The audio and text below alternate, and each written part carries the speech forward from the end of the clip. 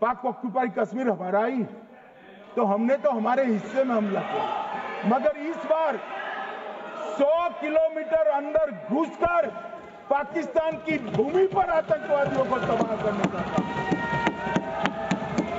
और मान्यवर,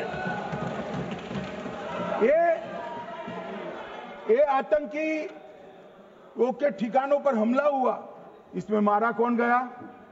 हाफिज मोहम्मद जमील जैसे मोहम्मद के प्रमुख मौलाना मसूद अजहर के बहनोई, मुदस्सर खादियान मरकज तैयबा मुरीद का प्रमुख, याकूब मलिक जेएम पदाधिकारी, मोहम्मद हमसा जमील जेएम ऑपरेटिव, मोहम्मद यूसुफ अजहर गंभीर रूप से घायल था फिर मारा गया, जैसे मोहम्मद का आमिर, मोहम्मद हसन खान गंभीर रूप से घायल था फिर मारा गया, जेएम ऑपरेटिव मोहम्मद हसन गंभीर रूप से घायल हुआ, अब्दुल मलिक, खालिद अबू अक्स और नोएम मलिक, इनका कोई पता ठिकाना नहीं। और मान्यवर, ये पूछते थे मुझे कल कि पहलगांव के दोषी कहां गए, वो पहलगांव के दोषी कहां गए? ये जो मैंने, अरे सुनो ना यार, ये जो 10 मैंने नाम पढ़े हैं, इसमें से 8 ये चिदंबरम एंड कंपनी के समय में आतंकवादी घटना घटाने वाले लोगों को नरेंद्र मोदी जी ने मारा। ये हमें पूछते हैं कहां गए? अरे भाई, आपके समय में जो छुप गए थे उनको चुन चुन कर हमारी सेना ने समाप्त कर दिया है। और ये 10 नहीं, कल राजनाथ जी घबराते घबराते बोले हैं, अब ऑथेंटिक शब्द का है, मैं बढ़ा नहीं सकता, मगर कम से कम 100 लोगों को हमारी सेना ने समाप्त, 100 से अधिक लोगों को हमारी सेना ने समाप्त करने का काम। मान्यवर, और इस पर भी गर्व नहीं कर सकते आप? इस पर भी गर्व नहीं कर सकते?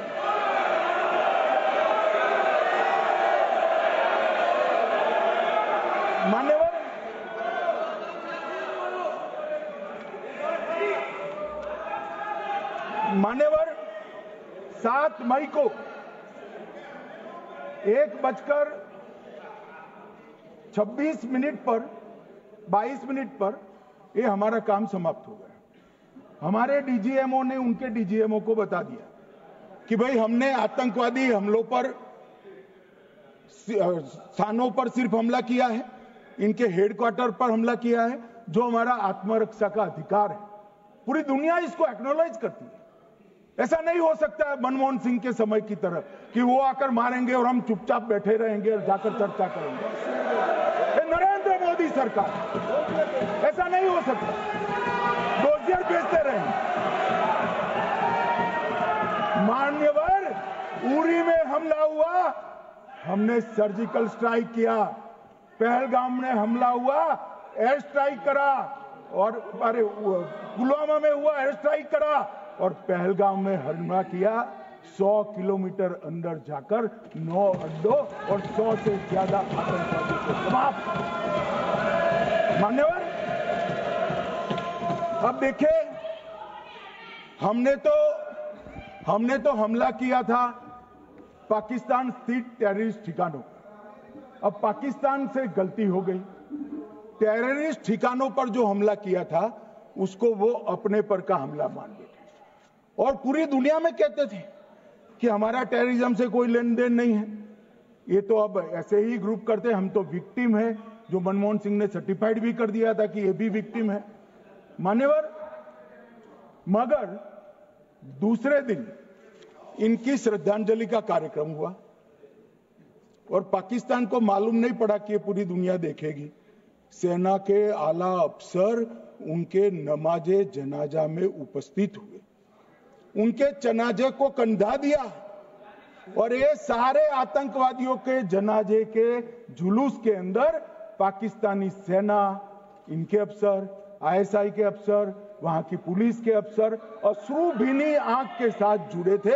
और मान्यवर, ये सिंदूर ने पाकिस्तान को पूरी दुनिया में एक्सपोज कर दिया कि पाकिस्तान के अंदर टेररिज्म स्टेट स्पॉन्सर्ड टेररिज्म है।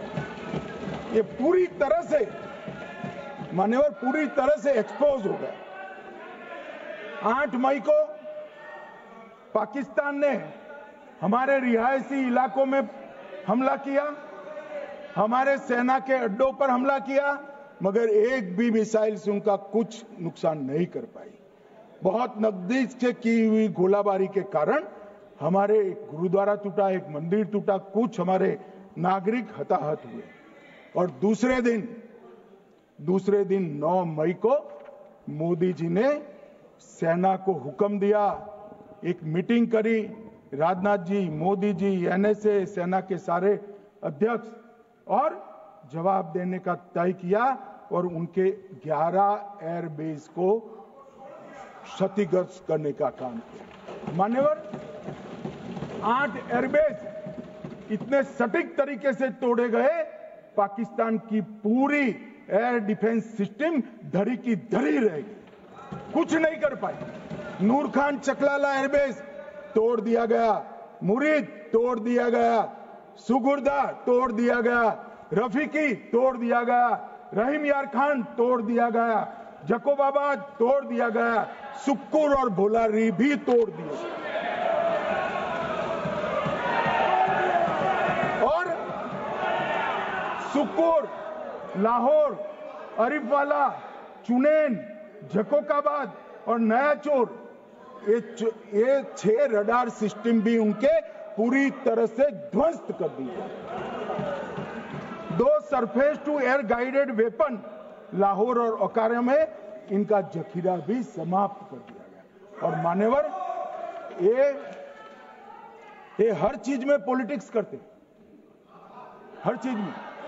जब उन्होंने हमारे रिहायशी इलाकों पर हमला किया, फिर भी हमने इनके रिहायशी इलाकों पर हमला नहीं किया, सिर्फ इनके एयरबेस और एयर डिफेंस सिस्टम को निशाना बनाया और उनकी आक्रमण करने की क्षमता को पंगु कर रख दिया।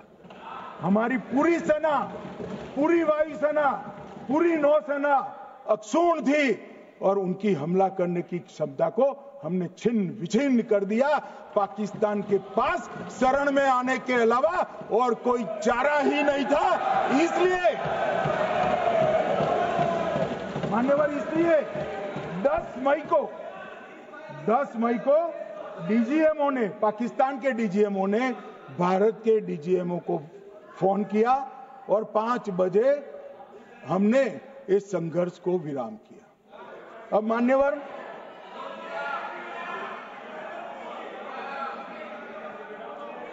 ये लोग कल सवाल उठा रहे थे कि इतनी अच्छी पोजीशन में थे, आपने युद्ध क्यों नहीं किया? युद्ध के कई परिणाम होते हैं मान्यवर, करना न करना वो सोचकर करना पड़ता है। मगर मैं इसी देश के इतिहास से कुछ घटनाएं बताना चाहता हूं। 1948 में मान्यवर, कश्मीर में हमारी सेनाएं निर्णायक बढ़त पर थी। सरदार पटेल ना बोलते रहे, जवाहरलाल नेहरू जी ने एक तरफा युद्ध विराम कर दिया। और मान्यवर, मैं बड़ी जिम्मेदारी के साथ कहता हूं, मैं इतिहास का विद्यार्थी हूं। पाक ऑक्यूपाई कश्मीर का अगर अस्तित्व है तो जवाहरलाल नेहरू जी की ये युद्ध विराम के कारण है। इसका जिम्मेदार जवाहरलाल नेहरू है। मान्यवर, 1960 में सरदार पटेल ने विरोध किया था, गाड़ी लेकर आकाशवाणी तक गए थे, घोषणा न करते, दरवाजे बंद कर दिए थे। मान्यवर, 1960 में सिंधु जल पर भौगोलिक व रणनीतिक रूप से हम बड़े मजबूत थे और उन्होंने सिंधु समझौता क्या किया? 80% भारत का पानी पाकिस्तान को दे दिया। मान्यवर, 62 के लड़ाई की बात मैं बाद में करता हूं। 65 की लड़ाई में हाजीपीर जैसे स्ट्रेटेजिक जगह पर हमने कब्जा किया था, 66 में उसको लौटा दिया गया। मैं 71 के युद्ध की भी बात करना चाहता हूं। मान्यवर 71 में कल राजनाथ जी ने भी बताया, पूरे देश ने इंदिरा जी का समर्थन किया। उन्होंने पाकिस्तान के 2 टुकड़े कर दिए। बहुत बड़ी विजय थी भारत की, और सदियों तक भारत इस विजय पर गर्व करेगा। हम सब भी करते हैं, हमें कोई आपत्ति नहीं। मगर हुआ क्या मान्यवर, युद्ध की विजय की चकाचौंध में क्या हुआ? 93 हजार युद्ध बंदी हमारे पास थे, 93,000, और 15,000 वर्ग किलोमीटर क्षेत्र पाकिस्तान का हमारे पास। 93,000 युद्ध बंदी, उस वक्त की पाकिस्तान की सेना का 42%, और 15,000 वर्ग किलोमीटर क्षेत्र। मगर शिमला में समझौता हुआ, पाक ऑक्यूपाई कश्मीर मांगना ही भूल गए। নানা ধরনের কন্টেন্ট দেখার জন্য লাইক করুন, শেয়ার করুন আমাদের ফেসবুক পেজ, সাবস্ক্রাইব করুন আমাদের ইউটিউব চ্যানেল। পাশাপাশি অন্যান্য ব্রেকিং নিউজের জন্য অবশ্যই চোখ রাখুন রিপাবলিক বাংলায়।